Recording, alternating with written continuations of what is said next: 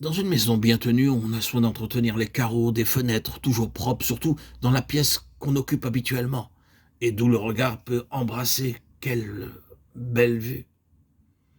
Vous aussi, ayez soin que votre conscience soit une fenêtre dont les carreaux soient toujours propres, que rien ne vienne obstruer la lumière d'en haut. N'empêchez vos regards de chercher avec amour la face du Père qui est aux cieux. Le péché involontaire peut être effacé par le sang aussitôt que la foi en saisit l'efficace.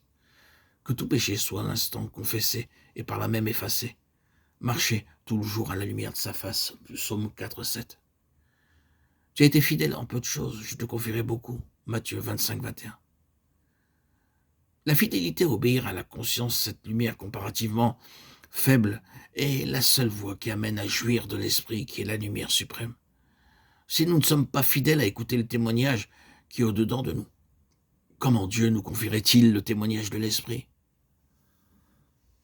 Nous ne saurions trop insister sur ce qu'une conscience délicate est le seul moyen d'obtenir la véritable spiritualité.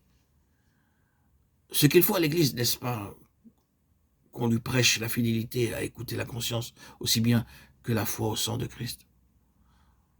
Souvent, on ne prêche que le sang de Christ, sans guère parler de la conscience. Et pourtant, voici ce que Dieu nous dit. Combien plus le sang de Christ purifiera-t-il votre conscience pour servir le Dieu vivant? Hébreux 9, 14. La conscience est la voix qui plaide pour le devoir et qui appelle à bien faire. Le but du sang de Christ, prêché et reçu comme Dieu le veut, est de rendre à la conscience toute sa force d'action. Le sang de Christ purifiera votre conscience pour servir le Dieu vivant. Hébreux 9, 14. C'est en comprenant l'accord qui existe entre l'un et l'autre et en maintenant entre eux l'équilibre qu'on obtient la sainteté.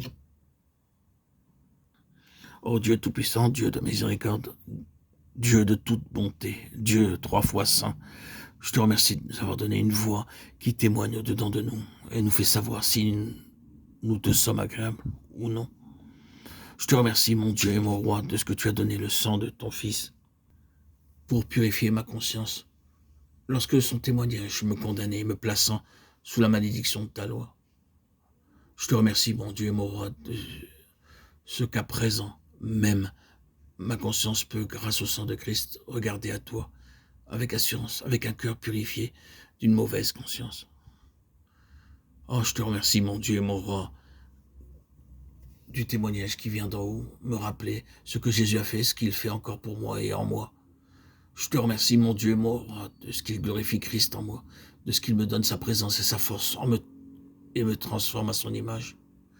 Oh, je te remercie, mon Dieu et mon roi, de ce que ma conscience peut aussi dire Amen à l'action de ton esprit dans mon cœur. Oh, mon Père, mon Dieu et mon roi, Abba, je veux marcher aujourd'hui devant toi avec une bonne conscience, sans rien qui puisse t'offenser.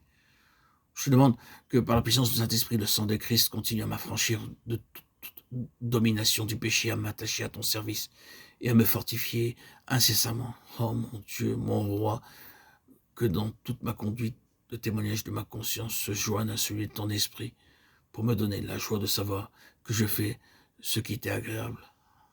Amen. Alléluia.